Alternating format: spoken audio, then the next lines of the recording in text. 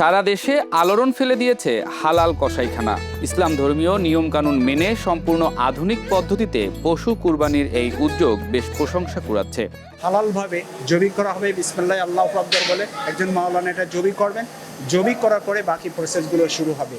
খোলা জায়গায় অস্বাস্থ্যকর পরিবেশে পশু জবাই ও মাংস কাটার প্রচলিত ব্যবস্থার অবসান ঘটাতে উদ্বোধন করা হয়েছে অত্যাধুনিক কসাইখানা।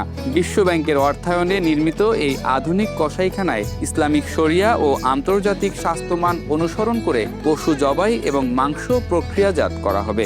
এই যে অটো মেশিনে ঢুকলো, এখানে বজ্র বাইরে নষ্ট হচ্ছে না, বজ্রটা এখানে থেকে গেল, পরিবেশ দূষিত হচ্ছে না। অর্গানিক সিস্টেমে এটা পুরো মাংসটা ল্যাবে টেস্ট হয় আমাদের। এই যে একটা গরু জবাই করতে যে জায়গায় 1-1.5 ঘন্টা 2 ঘন্টা লেগে যায়, এইটা মোটামুটি ঘন্টায় 20 থেকে 30টা গরু জবাই করে পিস পিস করে ফেলা যায়।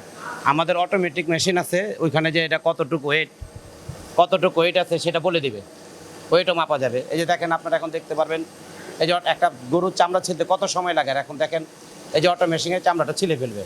বিশ্ব ব্যাংকের অর্থায়নে প্রায় 11 কোটি টাকা ব্যয়ে বগুড়ার জয়পুর পাড়ায় নির্মিত এই ফিশ অ্যান্ড মিট প্রসেসিং সেন্টারে প্রতি ঘন্টায় 15টি গরু এবং 30টি ছাগল বা ভেড়ার মাংস সম্পূর্ণ স্বাস্থ্যসম্মত ও হালাল পদ্ধতিতে প্রক্রিয়াজাত করা সম্ভব হবে। আমরা আধুনিক বাংলাদেশে প্রবেশ করলাম, সবই তো ডিজিটাল হয়েছে। এখন এই কষারিটা এটাও এখন আমরা আধুনিক বাংলাদেশে নিয়ে গেলাম। খোলা জায়গায় পশু জবাইয়ের কারণে পরিবেশ নোংরা হওয়ার পাশাপাশি চারদিকে দুর্গন্ধ ছড়িয়ে পড়ে। আধুনিক এই কসাইখানা চালু হলে মানুষ স্বাস্থ্যসম্মত মাংস পাবে। ইসলামিক নিয়ম মেনে যদি প্রতিটি পশু জবাই করা হয় তাহলে মানসম্মত মাংসের পাশাপাশি শহরের পরিবেশও পরিষ্কার থাকবে। এই প্রসেসিংয়ের মাধ্যমে আধুনিকভাবে যে কসাইখানা, সেই কসাইখানাটা আধুনিক এবং ইউরোপিয়ান 3 ও 4 গ্রেডের ফুড গ্রেড স্টিল দিয়ে এই মেশিনারিজগুলো তৈরি করা হয়েছে এবং এইভাবে এমনভাবে তৈরি করা হয়েছে যাতে এইটা থেকে যে মাংসগুলো তৈরি করা হবে, প্রসেস করা হবে, চামড়াগুলো সেপারেট করা হবে, ভুঁড়ি বা ওইটাকে হোয়াইট অফলস বলে এগুলো আলাদা করা হবে, রেড অফলস, কিডনি, লিভার এগুলো আলাদা করা হবে এবং করার পরে এগুলো পেজ বাই পেজ এগুলো 8 থেকে 10 পিস বা 16 পিস এইভাবে ছোটো ছোটো করে কেটে রেলিংয়ের মাধ্যমে এটা কুলিং সিস্টেমে চলে যাবে। আপনারা যদি দেখে থাকেন শেষের দিকে একটা কুলিং সিস্টেম আছে, ওই কুলিংয়ের মধ্যে এটা 2 থেকে 3 ঘন্টা রাখা হবে, সেখানে রেখে তার জার্মটা ক্লিন করা হবে।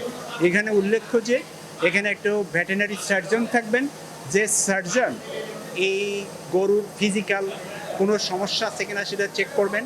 কর্তৃপক্ষ বলছে বৈজ্ঞানিক এই প্রক্রিয়ায় একদিকে যেমন ধর্মীয় পবিত্রতা বজায় থাকবে, অন্যদিকে ক্ষতিকর জীবাণু ও দূষণ থেকেও মুক্ত থাকবে মাংস।